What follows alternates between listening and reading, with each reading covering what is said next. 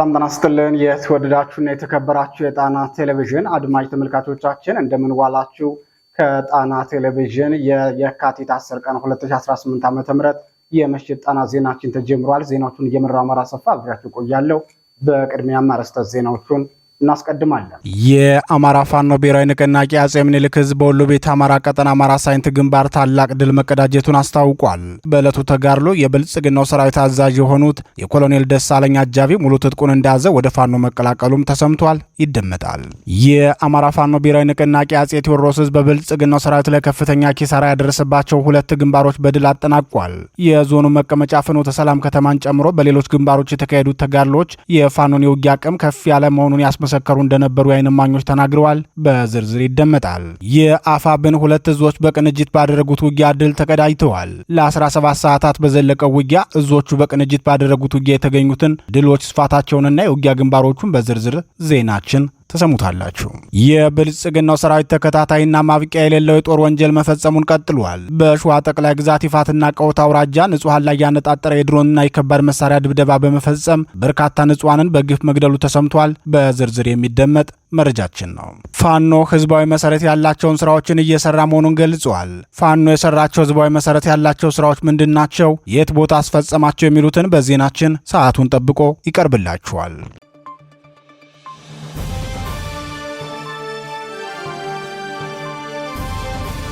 ክቡራትና ክቡራን የጣና ቴሌቪዥን ደጋፊዎች የአማራ ህዝብን ትግል ማዕከል በማድረግ ውግንናውን ለአማራ ህዝብ ማዕከላዊ ኮዝ ዘላቂ ጥቅምና የተቆጠሩ ጥያቄዎች ያደረገው ጣና ቴሌቪዥን ትግሉ የገጠመውን የስትራቴጂክ አመራር ክፍተት እንዲሞላ ህዝባዊ መሰረቱን አስጠብቆ እንዲቀጥል በማድረግና ሚዛናዊ የመረጃ ተደራሽነትን በጥራት በፍጥነትና በታማኝነት እያቀረበ የሚገኘውን የጣና ቴሌቪዥንን ለመደገፍ በርካቶች በምን እንደግፍ የሚል ጥያቄ ስታቀርቡልን መቆየታችሁ ይታወቃል። በመሆኑም በዜል +1 46 9866 54 44 በካሻፕ ጣና ቲቪ 2024 በፔይፓል ጣና ቴሌቪዥን 2024@gmail.com እንዲሁም በዶኔት ቦክሱ በኩል መደገፍ የምትችሉ መሆኑን ለማሳወቅ እንወዳለን።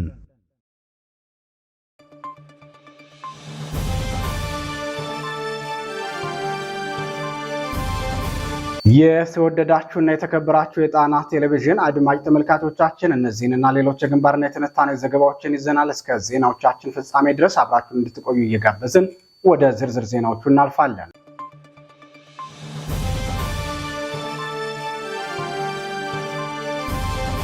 ወደ ቀዳሚው ዜናችን አመራን። የፋኖ ታላቅ ድል በአማራ ሳይንት። የአማራ ፋኖ ብሔራዊ ንቅናቄ አጼ ምኒልክ ህዝብ በወሎ ቤት አማራ ቀጠና አማራ ሳይንት ግንባር ታላቅ ድል መቀዳጀቱን የዙ ህዝብ ግንኙነት መምሪያ አስታወቀ።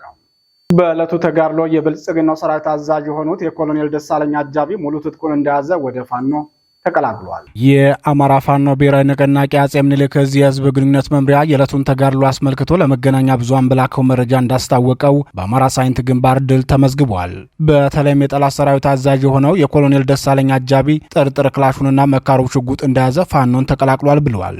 የዕለቱን ተጋድሎ የተገኘበትን መንገድ የገለጸው የዙ ህዝብ ግንኙነት መምሪያ አጼ ምኒልክ ንጉስ ሚካኤል አሊኮር አማራ ሳይንት መቅደላ ክፍለ ጦር ታቦር ሻለቃ ፋኖች ወደ ጓሜዳ ቀጠና ለመግባት በርካታ ኃይል ከዙ 23 እና ሞርተር ጋር በተሽከርካሪ ጭኖ የመጣውን ጠላት በመመከት በመልሶ ማጥቃት ታሪክ ሰርተዋል ሲል ተናግሯል። የብልጽግናው ሰራዊት ወደ አማራ ሳይንት ወረዳ በተለምዶ መለስ ሳንቃ በር ተብሎ ወደሚጠራው ቦታ በመጠጋት አንድ ዙ 23 ሁለት ሞርተርና 6 ዲሽቃ ጠምዶ እንደነበር የገለጸው አጼ ምኒልክ ህዝብ ግንኙነት መምሪያ በዚህ መልኩ የተንቀሳቀሰው የብልጽግና ጦር የታቦር ሻለቃ ፋኖችን ጥሶ ለማለፍና ጓሜዳ ታዳጊ ከተማ ለመግባት ነበር ያሰበው። ይህን የብልጽግና ሰራዊት እንቅስቃሴ የተመለከቱ የአማራ ሳይንት አናብስት በጀግንነት ተፋልመው ወደ መጣበት የመለሱ ሲሆን በከባድ መሳሪያ በታጀበው በዚህ ትንቅንቅ ከጠላት በኩል ቁጥራቸው ያልታወቀ ወታደሮች ሲቆስሉ እርምጃ የተወሰደባቸውም እንዳሉ የብልጽግናውን ሰራዊት አዛዥ ክዶ ፋኖን የተቀላቀለው የኮሎኔል ደሳለኝ አጃቢ መናገሩን የአጼ ምኒልክ ህዝብ ግንኙነት መምሪያ አስታውቋል። የታቦር ሻለቃ አባላት በፊት ለፊትና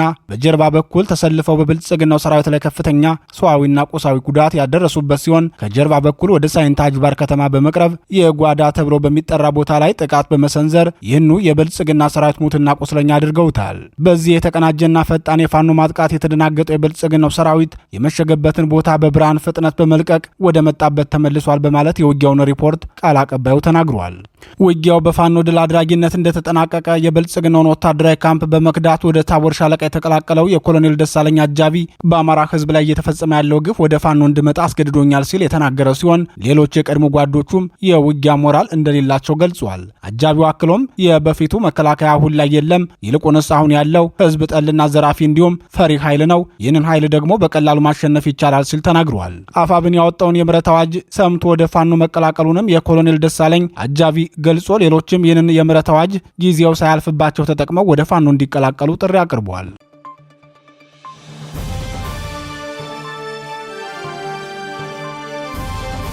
ወደ ተከታዩ ዜናችን እናልፋለን። ፍኖተ ሰላም ላይ ፋኖ ታሪክ ሰራ። የአማራ ፋኖ ብሔራዊ ንቅናቄ አጼ ቴዎድሮስ ህዝብ በብልጽግናው ሰራዊት ላይ ከፍተኛ ኪሳራ ያደረሰባቸውን 2 ግንባሮች በድል አጠናቀቀ። በፍኖተ ሰላምና በሞጣ ግንባሮች የተካሄዱት ተጋድሎች የፋኖን የውጊያ አቅም ከፍ ያለ መሆኑን ያስመሰከሩ እንደነበሩ የዓይን እማኞች ተናግረዋል። የአማራ ፋኖ ብሔራዊ ንቅናቄ አጼ ቴዎድሮስ ህዝብ በብልጽግናው ሰራዊት ላይ ታላቅ ድል መቀዳጀቱን አስታወቀ።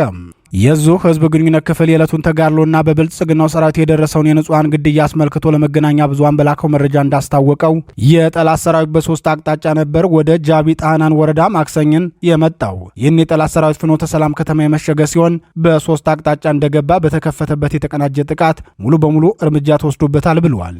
በተጋድሎ ድል የተቀዳጀው አጼ ቴዎድሮስ 109ኛ ኮር 77ኛ ክፍለ ጦር ሲሆን በዚህ ውጊያም የምዕራብ ጎጃም ዞን መቀመጫ ወደ ሆነችው ፍኖተ ሰላም ከተማ ከቀኑ 11 ሰዓት በመግባት ጠላት ጥምር ኃይል እያለ በሚጠራው የሚሊሻ ፖሊስና አድማ ብተና ስብስብ ላይ መብረቃዊ ጥቃት በመክፈት በርካታ የጠላትን ኃይል እርምጃ መውሰድ ተችሏል ሲል የአጼ ቴዎድሮስ ህዝብ ግንኙነት መምሪያ አስታውቋል። ይህ በእንዲህ እንዳለ በዚሁ ጎጃም ጠቅላይ ግዛት ከሞጣ የተንቀሳቀሰው የብልጽግናው ሰራዊት በፋኖ እርምጃ ተወስዶበታል። ከሁለት የጆነሴ ወረዳ ሞጣ ከተማ ከንጋቱ 11 ሰዓት ተኩል የተንቀሳቀሰው የብልጽግናው ሰራዊት አጋሞሃ ቀጠና ላይ በደፈጣ መመታቱን የአጼ ቴዎድሮስ ህዝብ ግንኙነት መምሪያ ገልጿል። ወደ ቀጠናው የተንቀሳቀሰው የብልጽግናው ሰራዊት ከእግረኛ እስከ ቡድን መሳሪያ መድፍና ዙ 23 ይዞ የተንቀሳቀሰ እንደነበር የገለጸው ቃል አቀባይ ክፍሉ ሆኖም በደፈጣ የተጀመረው በቆረጣ ብትንትኑን በማውጣት ሙትና ቁስለኛ ማድረግ ተችሏል ሲል የፋኖን የተጋድሎ ውሎ ገልጾታል። በሌላ ዜና የብልጽግናው ሰራዊት በተለመደው የጭካኔ ተግባሩ ተነሳስቶ የ9 ዓመት ህጻን ልጅን በግፍ መግደሉ ታውቋል። በጎጃም ጠቅላይ ግዛት ወንበርማ ወረዳ ሸንዲ ከተማ ካምፕ ያደርገው የብልጽግናው ሰራዊት ከቀትር በኋላ ኮኪ መገንጠያ ተብሎ ወደሚጠራው አካባቢ ተንቀሳቅሶ የቤተሰቦቿን የቤት እንስሳት በመጠበቅ ላይ የነበረችን ህጻን ልጅ በግፍ ገድሏታል። የአማራ ፋኖ ብሔራዊ ንቅናቄ አጼ ቴዎድሮስ የህዝብ ግንኙነት ክፍል በጉዳዩ ዙሪያ በሰጠው መረጃ በግ በመጠበቅ ላይ የነበረች ወይ ሀገር ወርቁ አንዱ ዓለም የተባለች የ9 ዓመት ህጻንን ገድሏል። ስርዓቱ በቀጥታ የጭካኔ ተግባሩን በመላ አማራ ህዝብ ላይ ዕድሜ፣ ጾታ፣ ሃይማኖት ሳይለይ ያለ ርኅራኄ እየፈጸመ ያለ ጸረ አማራ ኃይል ነው ብሎታል። የብልጽግናው ሰራዊት በአማራ ህዝብ ላይ ለዘር ማጥፋት ተልዕኮ ከዘመተበት ጊዜ ጀምሮ በ10 ሺዎች የሚቆጠሩ ንጹሃን በግፍ የተገደሉ ሲሆን በመቶ ሺዎች የሚቆጠሩ ደግሞ ከመኖሪያ ቀያቸው ተፈናቅለዋል።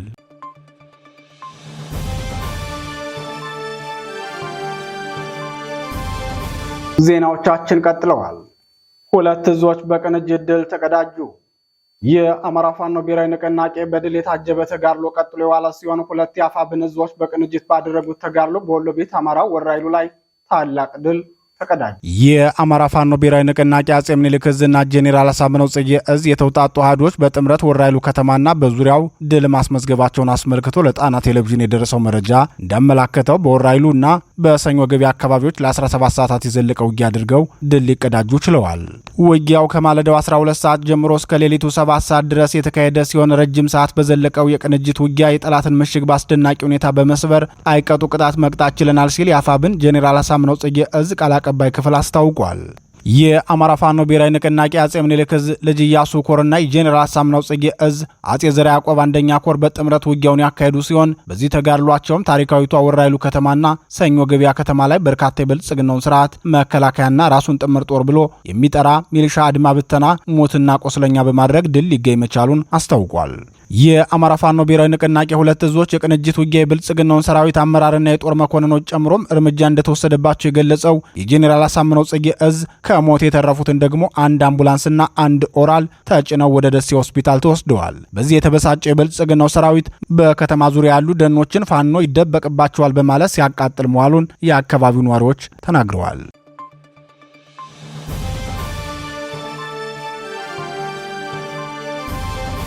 ክቡራትና ክቡራን የጣና ቴሌቪዥን አድማጭ ተመልካቾቻችን የየካቲት 10 ቀን 2018 ዓ.ም የምሽት ጣና ዜናችን አሁንም እንደቀጠለ ነው። ምርጫችሁ ስለምታደርጉን እናመሰግናለን።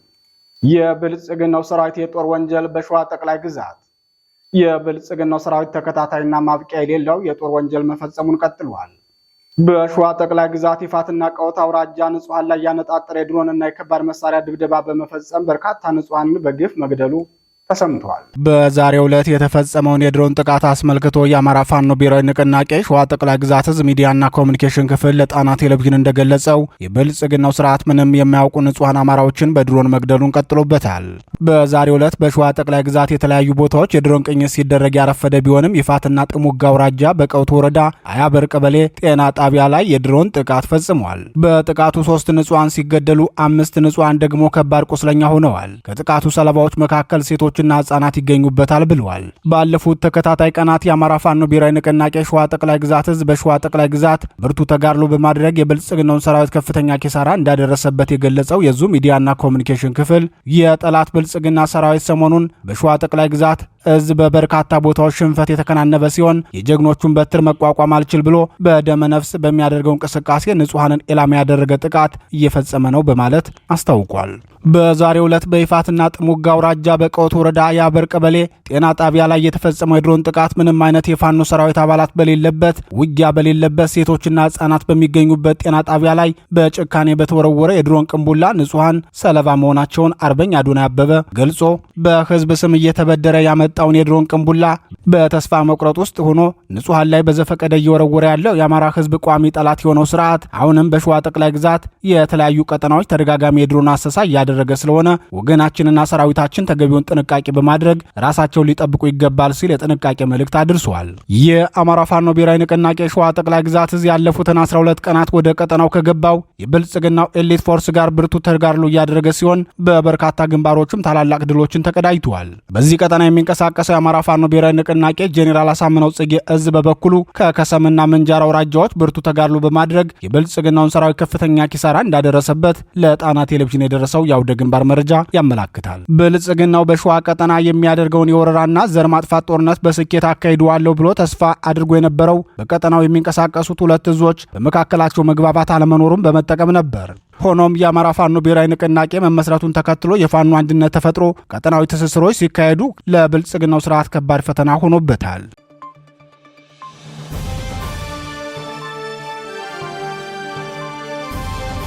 ወደ መጨረሻው ዜናችን እናልፋለን። ህዝባዊ መሰረት ያላቸው ስራዎችን እየሰራን ነው። ፋኖ የአማራ ፋኖ ብሔራዊ ንቅናቄ ከብልጽግናው መዋቅር ነጻ የወጡ አካባቢዎችን በአዲስ አደረጃጀት እየተካና ተከታታይ የማህበረሰብ ውይይቶች እያካሄደ መሆኑን አስታወቀ። የአማራ ፋኖ ብሔራዊ ንቅናቄ ደጃዝማች በላይ ዘለቀ ዕዝ ሜጀር ጄኔራል ቫንታባት አንደኛ ኮር በደቡባዊ ጎንደር ዞን ነጻ ያወጣቸውን ወረዳዎች በተገቢው መንገድ እያስተዳደረ መሆኑን በኮሩ የጉና ክፍለ ጦር ህዝብ ግንኙነት አርበኛ ያሬድ ገደፋው አስታውቋል። እንደ አርበኛ ያሬድ ገደፋው ገለጻ ጉና ክፍለ ጦር በተቆጣጠራቸው ሁሉም ወረዳዎች ጊዜያዊ ኮማንድ የተቋቋመ ሲሆን ማህበረሰቡን በማሰባሰብና ሰፊ ውይይቶች በማካሄድ የመልካም አስተዳደር ችግሮችንም እየፈቱ መሆኑን አስታውቋል። የጉና ክፍለ ጦር አንዳቤት ብርጌድ አመራሮችና የፋኖ ጊዜያዊ አስተዳደር መሪዎች በጋራ በመሆን ዛሬ በአንዳቤት ወረዳ ከሚገኙ የማህበረሰብ ክፍሎች ጋር ሰፊ ውይይት እንዳደረጉ የገለጸው የህዝብ ግንኙነት ክፍሉ በውይይቱም የብልጽግናውን ስርዓት አስከፊነትና የፋኖን የትግል እንቅስቃሴ እንዲሁም መዳረሻ ግቦችን ለህዝብ የማሳወቅ ስራ መስራቱን ገልጿል። ውይይቱ በዋናነት የህዝብ አስተዳደር ፍትህ ማስፈንና ፋኖ የህዝቡን ሁሉን አቀፍ ድጋፍ ማስቀጠል በሚችልበት ሁኔታ ጥልቅ ውይይት መደረጉን የገለጸው የጉና ክፍለ ጦር ህዝብ ግንኙነት አርበኛ ያሬድ ከህብረተሰቡ ሀሳብ አስተያየት ተቀብለው ወደ ጊዜው አስተዳደሩ የሚወርዱ ግብዓቶቹን ከተሰብሳቢዎች ማግኘታቸውን አስታውቋል። በተለይም የህዝብ አገልግሎት ሰጪ ተቋማት ሰላምና ደህንነት መጠበቅና ማስጠበቅ ላይ ትኩረት ሰጥተን እየሰራን ነው ያለው አርበኛው ባንኮችና ሌሎች የህዝብ ተቋማት የተጠናከረ ጥበቃ እየተደረገላቸው ሲሆን በዚህ ህዝባዊ ተግባሩ የተነሳም ፋኖ ከማህበረሰቡ ታላቅ ምስጋና ተቀብሏል። በሌላ በኩል የአማራ ህዝብ ቋሚ ጠላት የሆነው የብልጽግናው ስርዓት ወታደሮችና ካድሬዎች ፋኖ ያወጣውን የምህረት አዋጅ ተቀብለው ትግሉን እንዲቀላቀሉ እንዲሁም ወደ ሰላማዊ ህይወታቸው እንዲመለሱ ግንዛቤ የሰጠ ሲሆን በዚህም ተሰብሳቢዎቹ የፋኖን የምህረት አዋጅ ጥሪ አድንቀው በየደረጃው ያሉ የብልጽግና አገልጋዮችን የአማራ ፋኖ ያቀረበውን ጥሪ እንዲቀበሉ የበኩላቸውን ድርሻ እንደሚወጡ ቃል ገብተዋል። ከዚህ በተጨማሪም ፋኖ በተቆጣጠራቸው አካባቢዎች ወቅቱን የዋጀ የትግል አሰላለፍና የተደራጀ የገበሬ ጦር ለማደራጀት በሚደረጉ እንቅስቃሴዎች ህብረተሰቡ በንቃት እንዲሳተፍ ሰፊ ውይይት እየተደረገ ሲሆን ህብረተሰቡ ራሱን አደራጅቶ ከፋኖ ጎን እንዲቆምና አካባቢውን በንቃት እንዲጠብቅ ጥብቅ መመሪያ ወርዷል። በህዝባዊ ውይይቱ የጉና ክፍለ ጦር የአንዳ ቤት ብርጌድ እንዲሁም የወረዳው ጊዜያዊ የፋኖ መሪዎች የታደሙበት መሆኑን የገለጸው አርበኛ ያሬድ ገደፋው ከህዝቡ ለተነሱ ተጨማሪ ጥያቄዎችን መልስና ማብራሪያ በመስጠት መድረኩ ፍጹም ጨዋና አክብሮትን በተላበሰ መልኩ መጠናቀቁን አርበኛ ያሬድ ገደፋው አስታውቋል። አርበኛ ያሬድ አክሎም በብልጽግናው ስርዓት ግፍና ሰቆቃ ሲደርስበት የነበረውን ህዝባችንን ለመካስና የመልካም አስተዳደር ጥያቄዎችን ለመመለስ ህዝባዊ መሰረት ያላቸው ስራዎችን እየሰራን እንገኛለን ብለዋል።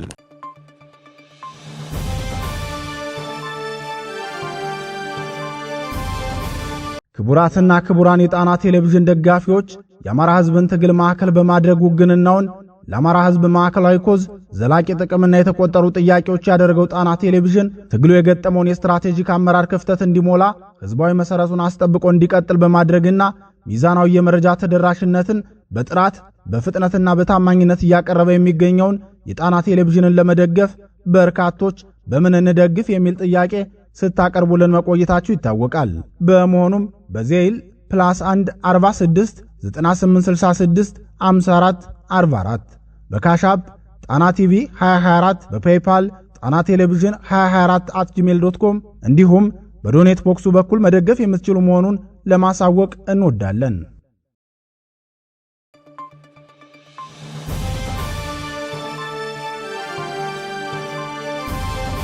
ክቡራትና ክቡራን የጣና ቴሌቪዥን አድማጭ ተመልካቾቻችን የካቲት 10 ቀን 2018 ዓ.ም የምሽት ጣና ዜናችን የተከታተላችሁትን ይመስል ነበር። ዜናዎቹን እየመራው አማራ ሰፋ አብሬያችሁ ቆየው። የጣና ቴሌቪዥንን የዩቲዩብ ቻናል ሰብስክራይብ በማድረግ በቋሚነት ወዳጅ በመሆን አዳዲስና ወቅታዊ መረጃዎችን እንድታገኙ እንጋብዛለን። ጤና ይስጥልን።